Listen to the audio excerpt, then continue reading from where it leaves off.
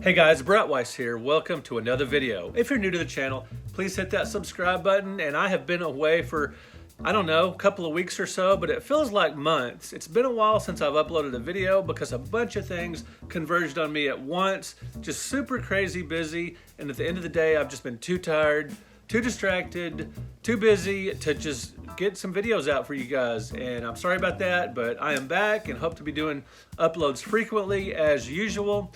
And I want to comment on some of the things recently, like Soulja Boy, the Amico free gift, and some other things, some movies I've been watching or whatever. But very briefly, so I've got a new job recently, a new schedule. That has been quite an adjustment, so I've been dealing with that. And at some point, I might talk about the new job. Typically on social media and on YouTube and everything, I just like to talk about pop culture and gaming and everything. And I don't talk about boring stuff like my job. But this job is gaming related, so I may cover it at some point. But for now, I'm just now getting used to it. I'm new to it, so maybe at some point I'll discuss it. I just put the final edits on the NES Omnibus Volume 2. You know, a couple of weeks, every night, just pouring over the final pages with pictures and everything. My patrons have seen some of the pages, and it looks really cool, but just had to do some final edits, add some more photos, just tinker with things a little bit and make some recommendations to my publisher, so I've been doing that. My game room shelving collapsed. Oh my gosh, on that side of the room, I've got just a couple of big warehouse shelves. They came leaning over and ultimately just everything started sliding off. It's been a major game room revamp that I've had to do. I've been restocking my antique booth and clearing out my garage. Just all these things. I do have an antique booth. If you're ever in the Fort Worth area, Fort Worth, Texas, Haltom City, Lone Star Antiques, I do have an antique booth. You guys might want to check it out. I'll put a link to that in this video if you ever happen to be in the North Texas area. So let's get to some of these things recently in the news and just give my opinions on what's been going on recently. So Soulja Boy, that story turned out to be overblown, and he was just drastically fabricating his relationship with Atari, and Atari quickly stated on Twitter and elsewhere that no, Soulja Boy doesn't own Atari or whatever. And when I first heard this, I thought, well, that sounds crazy, but at the same time, maybe not so crazy, because rap stars tend to be like Kanye West, tend to have their, you know, they're not just up there singing, they're not just rapping, they're not just into music. A lot of musicians in general with a lot of money tend to be entrepreneurs when it comes to business, rap stars especially. Kanye West is a good example. And so when I heard that Soulja Boy, or when he said that he bought Atari or whatever, owns Atari, CEO of Atari, whatever the case, turns out to be that was greatly exaggerated. And when I first heard that story, I thought, well, that sounds ridiculous, but it also sounds plausible at the same time. But it's just a reminder to, if something sounds crazy, a story, to double check, you know, check other sources to make sure it's true before you report on it. Good, you know, just good advice for any YouTuber, journalist, commenter, Facebooker, whatever the case. So anyway, next up, Black Widow. I saw Black Widow at the theater. One of the few theatrical releases I've seen recently. You know, I've been just streaming movies typically during the crazy. That has been the last year and a half or so. I was disappointed with Black Widow, I have to say. I don't think it was a bad movie. It just wasn't the movie I was looking for. They had a lot of long, drawn-out stuff with her family and the guy from Stranger Things. Can't recall his name off the top of my head, but it just wasn't, and her sister, just that was just a little long and drawn out, and just more than I wanted to know about all that. I wanted to see her kicking butt more. I love the scenes in Iron Man and the Avengers where she is just kicking butt and taking names, escaping traps, whatever. Scarlett Johansson is an awesome Black Widow. I love her in that role. She's amazing. She's gorgeous. She wears the outfit well. She kicks butt, takes names, very acrobatic. I'm sure she has a stunt double for some of those scenes. I don't know for sure, but it would seem so, because amazing acrobatic stunts and fights. But I wanted to see that. Didn't get that in the Black Widow movie. Very disappointing. Now, my son and I saw Godzilla versus... We saw Black Widow together, but we also saw... well before that was Godzilla versus Kong. Now, this was a must-see at the theater because as a kid, my brother and I were obsessed with Godzilla. We loved all the Godzilla movies, King Kong versus Godzilla and all that. And we really rooted for Godzilla back in the day. We liked him even better than King Kong, even though the best movie of all in the whole entire King Kong / Godzilla universe is the 1933 King Kong by a mile. We were obsessed with Godzilla. These days I like both, Godzilla and King Kong, about the same, but I've always been a big fan of both, and I had to see this at the theater. Ridiculous film, but a ton of fun.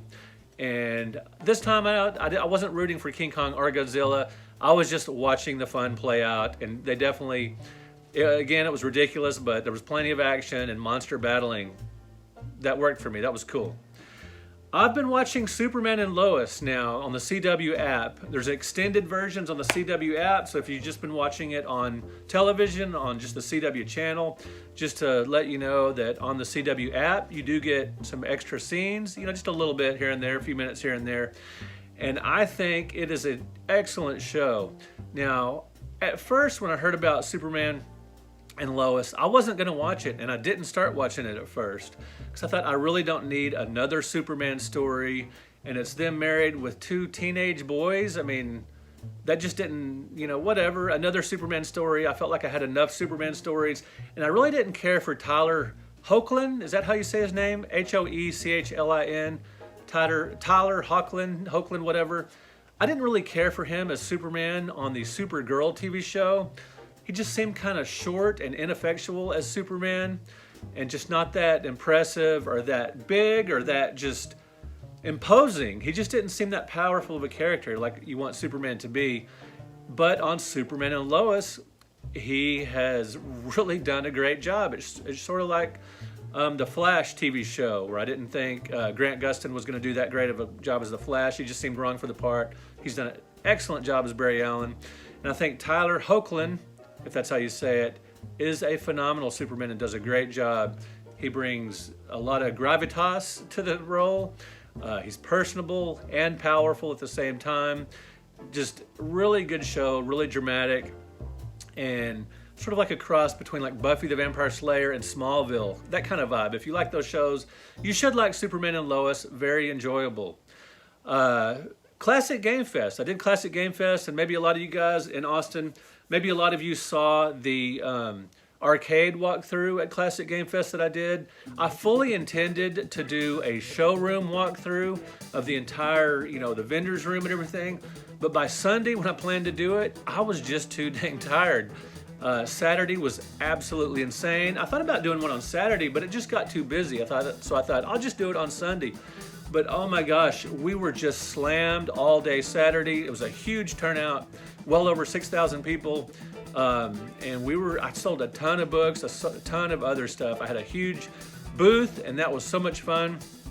I was really bummed that Retropalooza Houston was the same weekend, but Classic Game Fest is always first and foremost on my itinerary every year. They announce their show months ahead of everyone else, so I know to bookmark it then. And I go back a long ways with David Kalin, the owner. I did my first book autographing back in 2007 at his first Game Over location, which had only been about a year old by that point. So we go way back and we cross-promote and everything. So Classic Game Fest is always my priority. And I hate that I couldn't do Retropalooza, and I'm not going to be able to do Retropalooza later this year either. I will be in Columbus, Ohio at Korg's. So I got several shows coming up. I've got that, and I've got, in November, I've got Houston Arcade Expo. All right, so I'll put links to all that stuff here. I mentioned earlier that I do have an antique booth where I sell comic books, I sell trading cards, old paperback books, all kinds of stuff. Got some video games in there. I may phase out the video games. They don't tend to do too well there. For whatever reason, I sell tons of Hot Wheels and comic books and paperback books and cards. Holy cow. Basketball, football, hockey, baseball, card packs. Doesn't matter what year, anything. Card packs sell like crazy. But anyway, if you're ever in the Fort Worth area, go to Lone Star Antiques in Haltom City.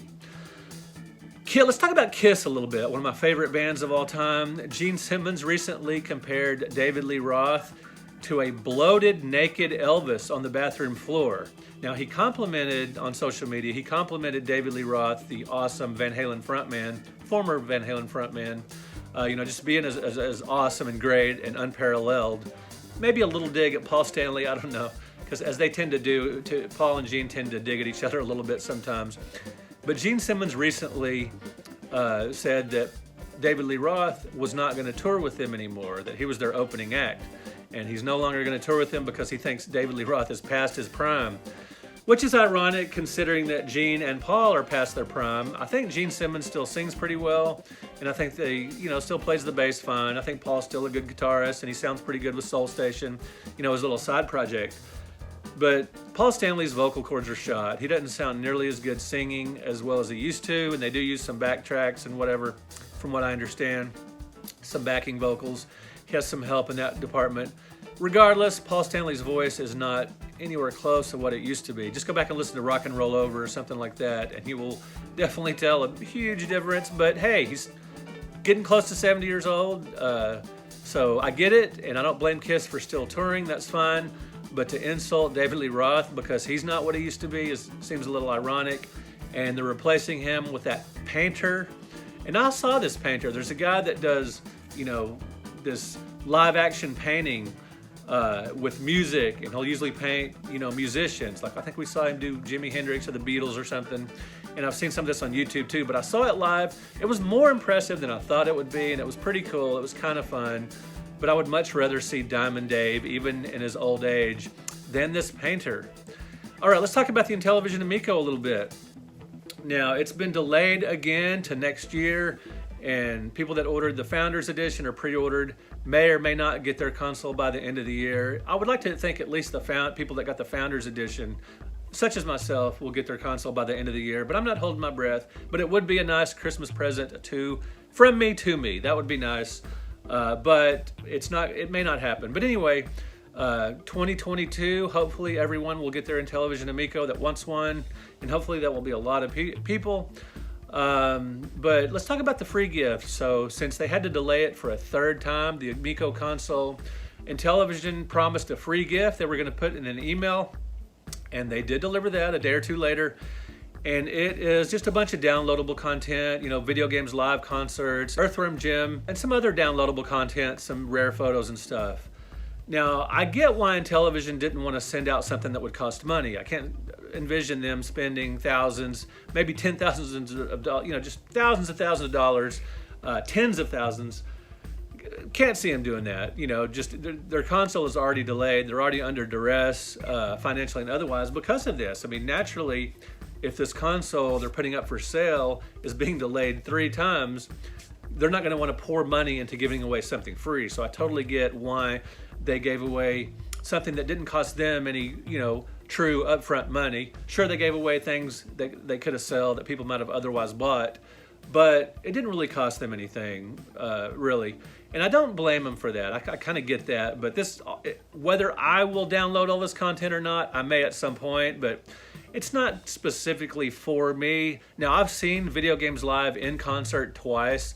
Absolutely loved it both times. It was awesome. It was inspiring. It was moving. Yes, it is. And if you've seen it in person, you'll know what I'm talking about, with the video game imagery in the background on the screen, and with Tommy playing his guitar out front and this big orchestral band. And Tommy's just out there for 2 or 3, for maybe 3 or 4 songs, and the rest of the time it's just the band, the rest of the band. And it's cool. It's really neat. It's awesome. It's it's a beautiful experience. It's a great concert experience. It's a great live performance.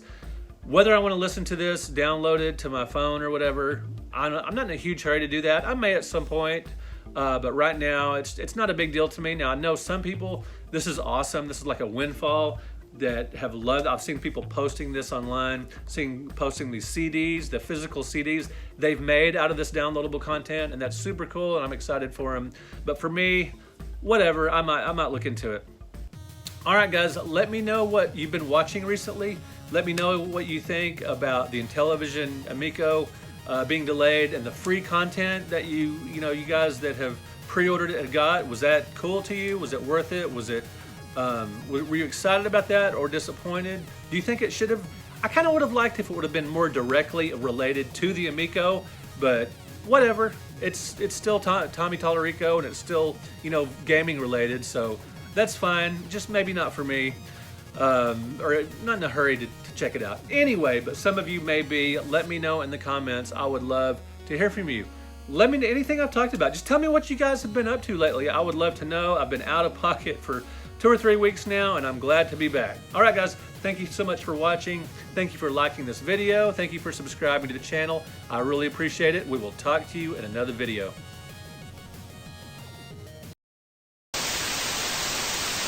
If you're a fan of my work, you might want to consider supporting me on Patreon. For just a low fee each month, you get a lot of extra content. Another way to support the channel and my writing career is to buy books direct from me, including the 100 Greatest Console Video Games, the Classic Home Video Game Series. It's like an encyclopedia set. And this massive bad boy, the NES Omnibus Volume 1 A through L. I will put links in the description of this video where you can buy books direct from me and where you can support me on Patreon. Thank you guys so much. I really appreciate it.